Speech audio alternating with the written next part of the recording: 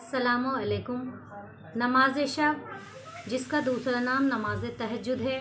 आज की वीडियो में हम आपको नमाज शब का तरीक़ा बताने वाले हैं। लेकिन नमाज शब का तरीक़ा बताने से पहले मैं कुछ चीज़ें जिनकी वजाहत ज़रूरी है वो ये हैं कि सबसे पहले सवाल किया जाता है कि नमाज शब का टाइम क्या है, वक्त क्या है।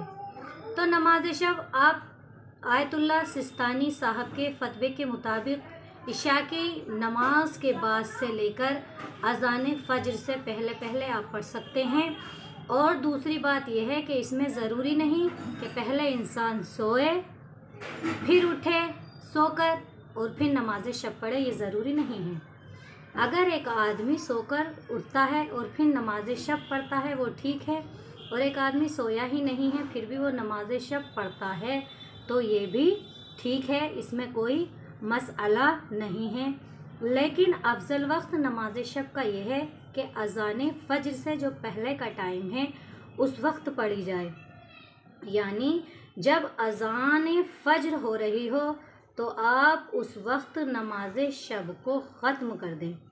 यहाँ तक कि मिलता है कि कोशिश करें कि जो आप एक वित्र पढ़ेंगे तो उसे फ़ज्र की अज़ान के साथ मिला दें, ये अफसल वक्त है उसका। लेकिन एक बंदे को मालूम है कि मैं नमाज शब के लिए नहीं उठ सकूँगा तो आप सोने से पहले पढ़ सकते हैं। मसलन 10 बजे सोते हैं तो आप 10 बजे नमाज शब पढ़ कर सो जाइए। यहाँ तक कि अगर कोई शख्स 9 बजे 10 बजे 11 बजे मसलन कहीं नहीं पढ़ सकता, उसे मालूम है कि मैं नहीं पढ़ सकूँगा, तो नमाज इशा के बाद भी नमाज शब पढ़ सकते हैं। लेकिन कोशिश की जाए कि आदमी फ़ज्र की नमाज से पहले पढ़े नमाज शब को, वो नमाज शब का अफजल वक्त है। नमाज शब का तरीक़ा क्या है? नमाज शब ये कुल 11 रकत नमाज है। कुल कितनी रकत नमाज है? 11 रकत नमाज है। पहले हम 8 रकत नमाज पढ़ेंगे और ये नमाज हम 2-2 रकत कर 4 बार पढ़ेंगे। इसकी नियत करेंगे कि नमाज शब पढ़ती हूँ या पढ़ता हूँ 2 रकात क़ुर्बतन इल्लल्लाह, अल्लाहु अकबर। उसके बाद अलहम्द पढ़ेंगे, कोई भी सूरा जो आपको याद होगा वो पढ़ेंगे। जिस तरह आप सुबह की नमाज पढ़ते हैं ठीक उसी तरह आप नमाज शब की ये 2 रकत नमाज पढ़ेंगे, इसी तरह पढ़ेंगे जिस तरह आप सुबह की 2 रकत नमाज पढ़ते हैं। बाज़ लोग पूछते हैं कि हर 2 रकत नमाज के बाद तस्बीह फ़ातिमा पढ़ी जाए। पढ़ सकते हैं, बेहतर है, अफजल है। और अगर कोई 8 रकत नमाज के बाद पढ़ना चाहे तो वो भी पढ़ी जा सकती है। इसके बाद ये हमारी 8 रकत नमाज हो गई। 2-2 रकत कर 4 बार पढ़नी है, जिस तरह आप सुबह की नमाज़ पढ़ते हैं ठीक बिल्कुल इसी तरह। इसके बाद 2 रकत नमाज नमाज शफ़ा, शीन फे ऐन शफ़ा। नमाज शफ़ा इसे लोग नमाज शिफा भी कहते हैं, लेकिन इसका जो सही लफ्ज़ है वो है शफ़ा, शीन फे और ऐन। ये 2 रकत नमाज है।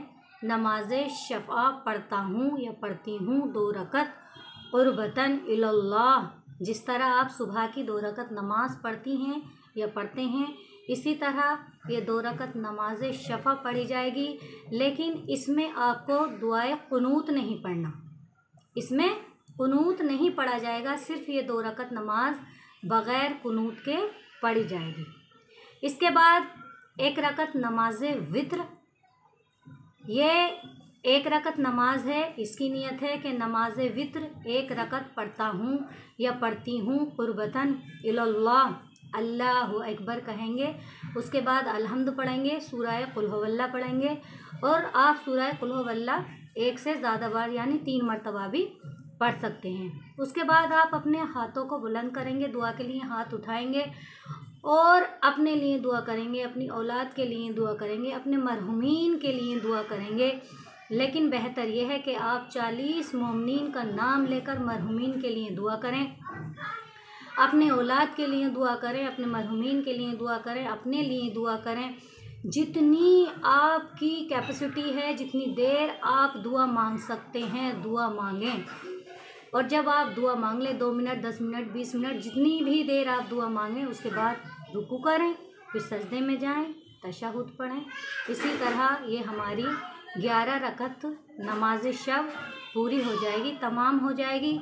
जब आप दुआ के लिए हाथों को बुलंद करते हैं तो अपने लिए दुआ करें, अपनी औलाद के लिए दुआ करें, अपने मरहूमीन के लिए दुआ करें, अपनी सेहत के लिए, अपने पड़ोसियों के लिए, अजीज़ व अक़ारिब के लिए दुआ करें।